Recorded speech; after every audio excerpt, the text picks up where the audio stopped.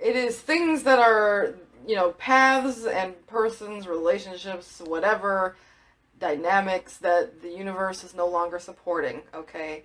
That's what the sun reverse for me is about, a path that the universe does not support. Those things are being dissolved, okay? There's been in this whole series, I feel strongly to Saturn going direct. There's been a whole lot of dissolution energies, karmic closeouts, and endings coming up in this bonus series. Is like something that's felt kind of solid.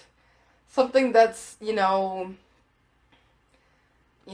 brick house. Like something that you don't really feel like could just dissolve, in a matter of moments.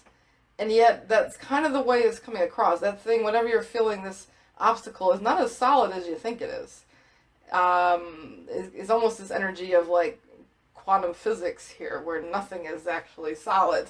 Is that kind of thing was like it looks solid, it looks like a bit of a monolith, but it's really just made of dust. It's a very auspicious time. There's been a lot of interesting things going on in the past week or so, and probably for the weeks to come here.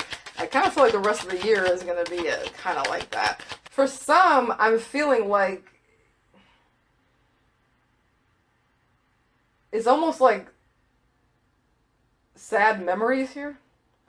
Like the masculine cannot look at pictures of his feminine, or if it's not about pictures, even just envisioning her, because we have, again, this painter painting a portrait of the feminine, because it puts him into too much of an emotional space.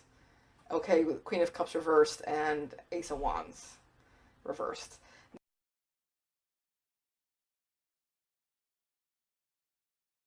Another sign is the upcoming annular solar eclipse at the start of Hanukkah in 2019, which will make what will look like an engagement ring in the sky. If you've read my book, you'll know that I believe the second coming of Christ to the earth will take place on December 13th, 2020, the first day of Hanukkah. The next day we see the sign of the sun being darkened, moon not giving its light, and stars falling from the sky. I also teach in the book that it will be on December 19th of 2020, which is the seventh day of Hanukkah, that the bride of Christ will be crowned as co-ruler of the earth with King Jesus. This was foreshadowed to us in the story of the chosen virgin Queen Esther, who after a year of beauty treatments in the king's palace was crowned on the seventh day of Hanukkah.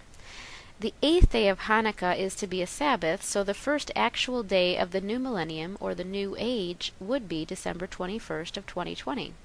What was known as the darkest day of the year in the northern hemisphere will become a day with no darkness, as is mentioned in Zechariah 14. From then on, the Feast of Tabernacles will be celebrated every year at the proper time, because the bride of Christ will no longer be defiled.